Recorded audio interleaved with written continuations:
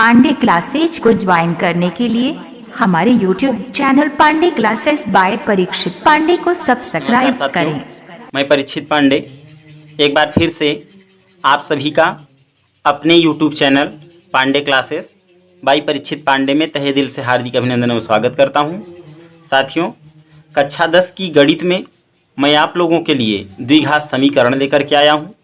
तो आज मैं आपको जो चौथा चैप्टर आपका चलने वाला है, ये अध्याय आपका 4 है। ठीक है, कौन सा?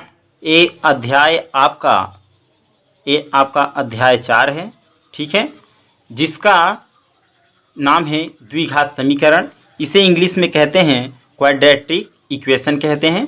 ठीक है, तो द्विघात समीकरण क्या होता है इसका पहले हम प्रारूप परिभाषा बताएंगे, फिर आपको इसके कुछ गुणधर्म बताएंगे, फिर आपको आगे की ओर मिलेगा श्रीधराचार्य का फार्मूला, फिर उसे हम प्रूव करके दिखाएंगे। ठीक है, तो सबसे पहले जानते हैं द्विघात समीकरण क्या होता है।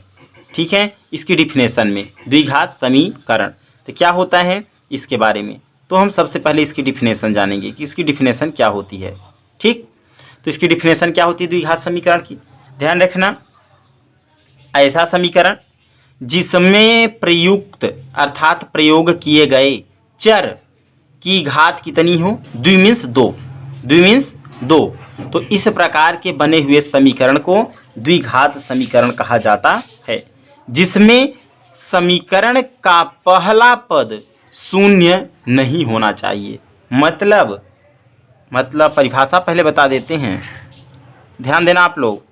ऐसा समीकरण जिसमें प्रयुक्त चर की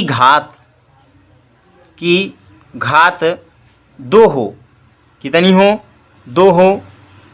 तो इस प्रकार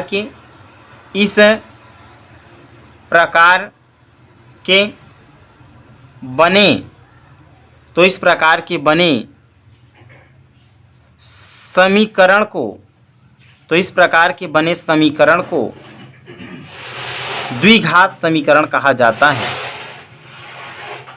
द्विघात समीकरण कहा जाता है। ठीक है साथियों, जैसे एग्जाम्पल मैं दे रहा हूं, जैसे लिखा है, मान लीजिए कि 5x square plus 3x plus 6। अब आप इसमें ये देखें कि जैसे मैंने क्या लिख दिया, 5x स्क्वायर प्लस 3x, ठीक है, प्लस 6। या तो मैं इसे कई तरीके से लिख सकता हूँ। जैसे मान लीजिए आपका हो गया x स्क्वायर माइनस 36 बराबर 0। मान लीजिए इसमें भी 0। तो इस प्रकार के बने हुए जो समीकरण होते हैं वो क्या कहलाते हैं? द्विघात समीकरण। मतलब जिसमें प्रयुक्त चर, जो चर होता है उसकी घात कितनी हो? बच्चों? उसकी घात 2 हो। इस प्रकार के बने हुए समीकरण को द्विघात समीकरण कहा जाता है। ठीक है साथियों, फिर आगे की ओर हम बढ़ते हैं जब, तो हम देखते हैं कि क्या देखते हैं, आपको मैं बता रहा हूं, ध्यान दीजिएगा। तो जब आगे की ओर हम बढ़ेंगे तो क्या होगा हमारा, पहले ये देखिए, इसके कुछ नोट हैं। ठीक, यहाँ पे हम कुछ आपको नोट्स दे रहे हैं, ध्यान दीजिएगा। नोट्स। ठीक है, क्या होते हैं इनके नोट्स? जैसे मान लीजिए आपके पास द्विघात समीकरण है ax square plus bx plus c। अब बराबर अगर 0 है, क्या है? 0 है, जिसमें x कोई चर है। मान लीजिए x, इसमें x क्या है? इसे मान लीजिए x कोई चर संख्या है। तो जो इसका पहला पद होता है a, देख रहे हैं ना, ये शून्य नहीं होना चाहिए। ठीक है, जिसमें हो जाएगा यहाँ पे, जिसमें a does not equal to 0, मतलब a का मान 0 के बराबर न हो। तो इसे एक चीज ध्यान रखना, घाते देखो घटते हुए क्रम में है, 0 है, इसे ध्यान रखना, इसे मानक रूप भी कहा जाता है। इसे समीकरण का, समीकरण, कौन से समीकरण, द्विघात पढ़ रहे हैं, ठीक है, इसे द्विघात समीकरण का मानक रूप भी कहा जाता है। मानक रूप भी कहा जाता है, कहा जाता है।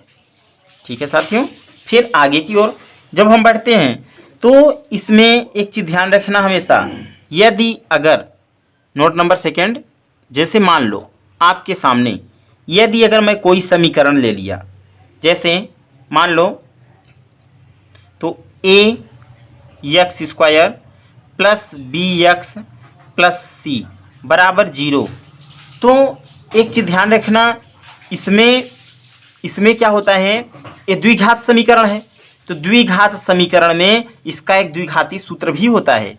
क्या होता है? द्विघाती सूत्र, द्विघाती सूत्र होता है, द्विघाती सूत्र। तो द्विघाती सूत्र जिसमें हम कहते हैं कि x बराबर minus b plus minus under root plus minus under root b square minus 4ac, अब कुल का बटे कितना बच्चा, कुल का बटे 2a, कुल का बटे 2a। ठीक है, इसे क्या कहते हैं? द्विघात समीकरण, द्विघात समीकरण। अब हम इसे श्रीधराचार्य के नाम से भी जाना जाता है, श्रीधराचार्य का सूत्र भी कहा जाता है इसे। तो इसे हम प्रूव करेंगे अगले वीडियो में, तो अगला वीडियो आप लोग जरूर देखिएगा, उसमें हम इसे जरूर से जरूर प्रूव करेंगे। ठीक है, जिसमें एक चीज़ ये भी ध्यान रखना होता है कि जो इसमें लिखा हुआ है, इसके अंदर आप देख रहे हैं बी स्क्वायर माइनस 4ac है ना, तो जो बी स्क्वायर माइनस 4ac का वैल्यू होता है ए ग्रेटर देन इक्वल 0 होता है, मतलब यह तो या तो 0 के बराबर होना चाहिए या तो 0 से बड़ा होना चाहिए। समझ गए ना? इस तरीके से श्रीधराचार्य के सूत्र में होता है। नोट नंबर 3 की तरफ बढ़ते हैं, तो नोट नंबर 3 देखो, नोट नंबर 3 क्या है? 3 नोट नंबर 3, नोट नंबर 3 में हम कह सकते हैं कि जैसे मान लीजिए आपके सामने लिखा है बी स्क्वायर माइनस 4ac बराबर 0। ये क्या होता है बच्चा? ये विविक्तर का सूत्र होता है, इसे कहते हैं डी बराबर बी स्क्वायर माइनस 4ac होता है। ठीक है, तो डी बराबर बी स्क्वायर माइनस 4ac ये विविक्तर का सूत्र कहलाता है। इसे भी मैं प्रूव करके अगले वीडियो में दिखाऊंगा, जहां श्रीधराचार्य के सूत्र को प्रूव करूंगा। ठीक है, अब इसे मैं बताना चाहता हूं कि जैसे बी स्क्वायर माइनस 4ac है, ठीक है, अब ये वाला वैल्यू क्या होना चाहिए? ये 0 से बड़ा होना चाहिए, 0 से बड़ा होना चाहिए। यदि अगर 0 से बड़ा होगा तो मूल इसके क्या होंगे? तो दो भिन्न वास्तविक मूल होंगे। ठीक है, तो मूल क्या होंगे बच्चों? वास्तविक होंगे, वास्तविक। अब आपको हम इसको एक और भी तरीके से बता देते हैं, वास्तविक मूल होते हैं या होंगे। ठीक है बच्चों, क्या मैंने बताया? बी स्क्वायर माइनस 4ac का मान यदि 0 से बड़ा हो, मतलब धनात्मक मान आए। कैसा मान आए? धनात्मक मान आए, तब ऐसी स्थिति में यह वैल्यू क्या होता है? यह वैल्यू अर्थात बी स्क्वायर माइनस 4ac जब 0 से बड़ा होता है तो मूल वास्तविक होते हैं। मूल कैसे होते हैं? वास्तविक होते हैं। आगे चलते हैं, यदि अगर नोट नंबर 4 में यदि अगर इसमें जो बी स्क्वायर माइनस 4ac का मान होता है, यदि अगर यह 0 के बराबर हो जाए, क्या हो जाए? 0 के बराबर हो जाए तो क्या होगा? तो जो मूल होगा वह क्या होगा? दो बराबर मूल होंगे। ध्यान रखना, इसके तब दो मूल निकलेंगे, तो मूल बराबर होंगे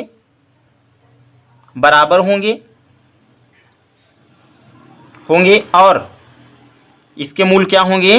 बराबर होंगे। और इसमें ये भी बता सकते हैं आप कि यदि अगर इसके मूल बराबर हो गए तो जो वास्तविक इसका मूल होगा, समझ गए, मूल जो होगा वास्तविक होगा। वास्तविक मतलब धनात्मक नहीं होना चाहिए, और मूल की स्थिति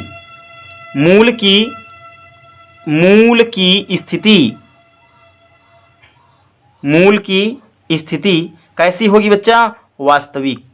वास्तविक मूल वास्तविक होंगे। ठीक है। नोट नंबर 5 क्या है? नोट नंबर 5 में ध्यान से समझना। यदि अगर बी स्क्वायर माइनस 4ac का वैल्यू, किताबों में तो बहुत कम ही दिया है वाला चीज जो मैं बता रहा हूं कि बी स्क्वायर माइनस 4ac का वैल्यू या क्या हो जाए, यदि अगर बी स्क्वायर माइनस 4ac का वैल्यू मतलब 0 से छोटा हो जाए, तब क्या होगा? तब जो मूल होंगे इनके वो काल्पनिक होंगे। क्या होंगे? काल्पनिक। मूल काल्पनिक होंगे। काल्पनिक का क्या मतलब होता है बच्चा? मतलब वह मान ऋणात्मक होता है। यदि ऋणात्मक होता है तो उसे हल करते समय मूल की स्थिति को नहीं लिया जाता है। ठीक है। तो यहाँ पे जो मूल है ये क्या होगा? काल्पनिक होगा। क्या होगा? काल्पनिक। तो b square minus 4ac is less than 0, तब मूल काल्पनिक होंगे। कैसे होंगे? काल्पनिक होंगे। ठीक है। फिर इसमें आपको एक चीज और भी जानना है। यदि अगर विविक्तर मैंने बता ही दिया कि विविक्तर जो होता है डी बराबर बी स्क्वायर माइनस 4ac विविक्तर का सूत्र होता है। ठीक है। तो और एक चीज ये भी ध्यान में रखना है। नोट नंबर नेक्स्ट मैं बता दे रहा हूं आपको, छठवां नंबर नोट देख लें। यदि अगर बी स्क्वायर, सॉरी स्मॉल है यहाँ नहीं लेते, बी स्क्वायर माइनस 4ac का वैल्यू यदि 0 के बराबर हो तो दोनों मूल कैसे होंगे? तब दोनों मूल माइनस b/2a की तरह होंगे। ठीक है, समझ पाए? तब दोनों मूल कैसे होंगे? माइनस b/2a के रूप के होंगे।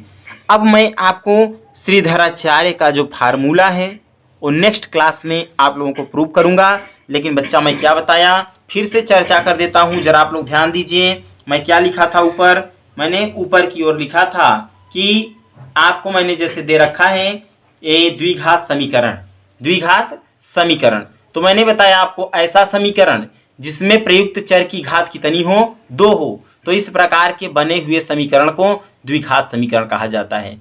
अर्थात उसमें प्रयुक्त जो चर हो उसकी घात कितनी हो? 2 हो। तो मैंने बच्चा एग्जाम्पल लेकर यहाँ समझा दिया। नोट मैंने आपको पहला बताया, यदि ax² + bx + c बराबर 0 हो तब उसमें a does not equal to 0 होना चाहिए, मतलब a का मान 0 के बराबर नहीं होना चाहिए। इस समीकरण को मानक रूप भी कहा जाता है। किस समीकरण का? द्विघात समीकरण का। इसे द्विघात समीकरण का मानक रूप भी कहा जाता है। यहां पर आप टच कर सकते हैं, द्वि लिख सकते हैं। ठीक है, द्विघात, तो इसे द्विघात समीकरण का मानक रूप भी कहा जाता है।